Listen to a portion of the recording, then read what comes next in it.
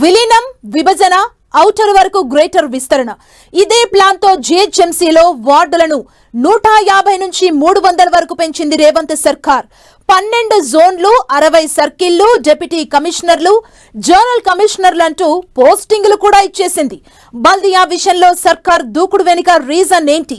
జీహెచ్ఎంసీని దేశంలోనే అతిపెద్ద municipal corporation గా ఉంచబోతున్నారా, లేక గ్రేటర్ ని 3 కార్పొరేషన్ల కింద విభజిస్తారా?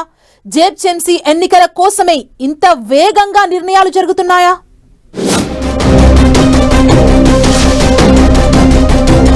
విలీనం విభజన దూకుడుగా రేవంత్ సర్కార్ డెసిషన్స్. బల్దియా సెంట్రిక్ గా ప్రభుత్వం వేస్తున్న స్కెచ్లేంటి? జీహెచ్ఎంసీని దేశంలోని అతిపెద్ద మున్సిపల్ కార్పొరేషన్ గా ఉంచబోతున్నారా?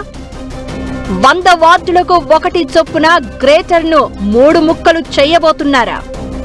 వచ్చే ఏడాది ఫిబ్రవరిలో జీహెచ్ఎంసీ ఎన్నికలకు ప్లాన్ చేస్తున్నారా?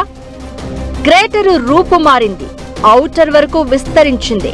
20 మున్సిపాలిటీలు, 7 కార్పొరేషన్ల విలీనంతో మహానగర విస్తీర్ణం పెద్దగా అయిపోయింది. దేశంలోనే అతిపెద్ద మున్సిపల్ కార్పొరేషన్ గా జీహెచ్ఎంసీ మారిపోతుంది.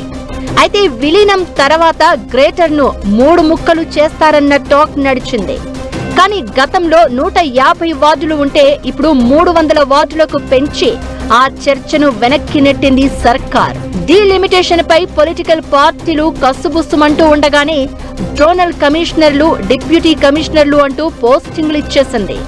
అధికారులు కూడా ఎవరికి వారు పైరవీలు, లాబింగులు చేసి కోరుకున్న చోట పోస్టింగ్ తెచ్చుకున్నారు. అయినా జీహెచ్ఎంసీ విషయంలో ప్రభుత్వ వైఖరి ఏంటో స్పష్టత రావడం లేదు.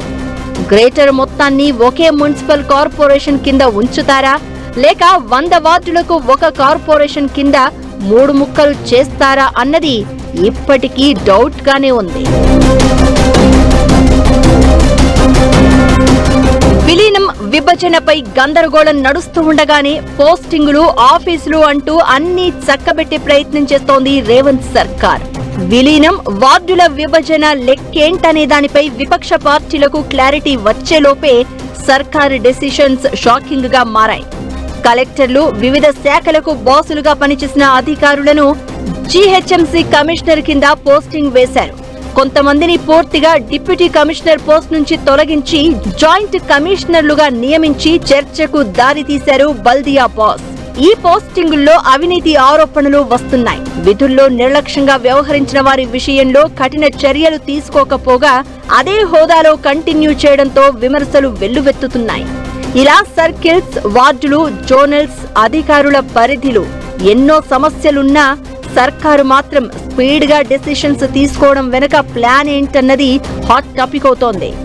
గ్రేటర్ లో విలీనం, విభజన విషయంలో ఇప్పటికీ చాలా సమస్యలు పెండింగ్ లో ఉన్నాయని, అవేమీ పట్టించుకోకుండా సర్కారు ముందుకెళ్తుందని విపక్షాలు గగ్గోలు పెడుతున్నాయి. అయినా ఐ డోంట్ కేర్ అంటున్నారు సీఎం రేవంత్. అయితే జీహెచ్ఎంసీ విషయంలో రేవంత్ దూకుడు నిర్ణయాల వెనుక పెద్ద స్కెచ్చే ఉందంటున్నారు. ఫిబ్రవరిలో జీహెచ్ఎంసీ పాలకవర్గం గడువు ముగుస్తుంది. దీంతో జనవరి చివరిలో ఎన్నికల నోటిఫికేషన్ ఇచ్చి షెడ్యూల్ ప్రకారం జీహెచ్ఎంసీ ఎన్నికలు పెట్టి గ్రేటర్ లో పాగా వెయ్యాలని రేవంత్ ప్లాన్ అంటున్నారు. ఎంపీటీసీ, జెడ్పీటీసీ ఎన్నికల కంటే ముందు జీహెచ్ఎంసీ ఎలక్షన్స్ పెట్టి తీరాలని భావిస్తున్నారట. జనవరి చివరిలో ఎన్నికల నోటిఫికేషన్ ఇవ్వాలంటే ఆ లోపే అంతా మొత్తం సెట్ చేయాలని డిసైడ్ అయ్యారట.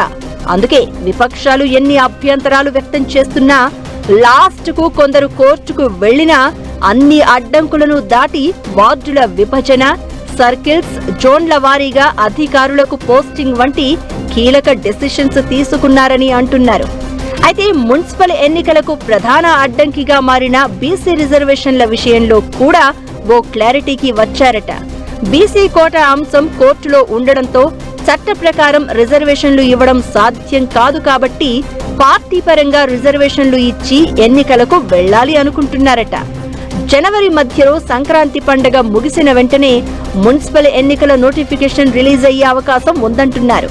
ఫిబ్రవరిలో 3 విడతల్లో పోలింగ్ పెట్టేలా ప్రణాళికలు సిద్ధం చేస్తున్నారట. మార్చిలో విద్యార్థులకు ఎగ్జామ్స్ ఉండడంతో ఫిబ్రవరి నెలాఖరు కల్లా ఎన్నికల ప్రక్రియను క్లోజ్ చేయాలని భావిస్తున్నారట. గ్రేటర్ పై రేవంత్ వ్యూహం ఎంతవరకు వర్కౌట్ అవుతుందో చూడాలి మరి.